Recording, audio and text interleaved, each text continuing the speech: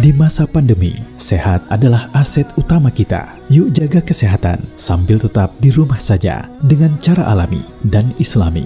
Dibimbing langsung oleh Dr. Agus Rahmadi, MBiomed, MA, seorang dokter, pakar herbal, dan pemerhati Tibun Nabawi. Gabung ke komunitas Sahabat Sehat dan dapatkan juga berbagai keuntungan lain. Hubungi agen Sahabat Sehat Anda atau kunjungi komunitas sahabatsehat.com. Komunitas Sahabat Sehat dipersembahkan oleh Klinik Sehat dan Wihil. Dari Ibu Wahyu Ambarwati. Assalamualaikum dok, tiap hari saya minum air ketumbar dan air bawang. Apakah itu tidak masalah jika diminum tiap hari? Soalnya saya mempunyai pengentalan darah dan Simax sudah saya stop. Silakan dok. Iya, jadi memang ada beberapa kasus seperti gangguan kekentalan darah. Dokter akan memberikan beberapa obat. Salah satunya adalah clopidogrel, kemudian golongan aspirin, aspilet, kardioaspirin, mohon maaf saya sebut merek.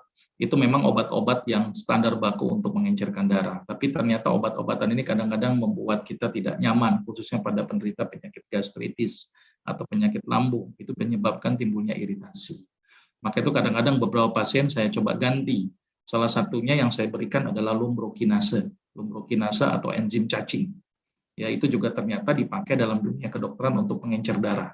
Banyak dokter penyakit dalam memberikan obat pengencer darahnya dalam bentuk enzim lumbrokinase. Ya, atau mohon maaf saya sebut merek, misalnya merek Dissolve, itu dikeluarkan oleh Dexamedica, perusahaan farmasi besar nasional yang mengeluarkan obat herbal, tapi dokter ngaku itu bukan obat herbal, padahal itu adalah lumbrokinase atau enzimnya cacing. Itu bisa dipakai untuk penderita penyakit kekentalan darah. Tapi dengan konsumsi bawang putih pun itu juga bisa berespon cukup bagus, tapi sekali lagi perlu ada aturan dosis. Perhatikan tensi, perhatikan apakah ada kontraindikasi. Pada orang-orang yang memiliki gastritis, hati-hati untuk mengkonsumsi bawang putih ketika berlebihan, maka kita akan menyebabkan timbulnya iritasi pada lambung. Hati-hati pada orang yang anemia. Orang yang anemia dengan konsumsi bawang putih berlebihan itu juga cukup berisiko ya menyebabkan kerusakan pada sel darah merah. Takutnya tambah anemia. Hati-hati juga untuk orang-orang yang memiliki kasus hipotensi atau darah rendah. Itu biasa menyebabkan timbulnya tensi yang menjadi turun. Jadi konsumsi bawang putih sebaiknya perhatikan indikasi, perhatikan kontraindikasi. Ya, jadi kalau yang Ibu Ambar lakukan silakan saja, tapi lihat dosisnya dulu. Nanti Ibu Ambar silakan download di formularium obat herbal asli Indonesia yang ada di komunitas sahabatsehat.com. Di bagian materi webinar ada di bagian e-book. Nah, itulah yang harus dikonsumsi. Berapa gram per hari untuk bawang putih. Sebenarnya kalau idealnya, kalau hitungan siung, 3 kali 2 siung sudah cukup. Ya, 3 kali 2 siung sudah cukup.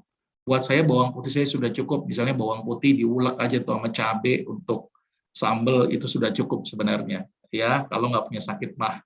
Jadi sambal, bawang putih, ulek mentah, setiap makan 2 siung sama sambal, 2 siung sama sambal, itu sudah cukup. Nggak usah diminum langsung. Ya, kalau mau tambah ketumbar silakan saja, tapi nggak enak rasa ketumbar.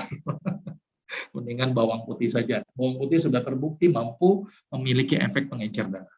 Wallah. Tapi ada satu lagi yang cukup penting juga, pola makannya. Jangan makan bawang putih, tapi makan gorengan terus-terusan. Nah, itu juga berdampak buruk ya.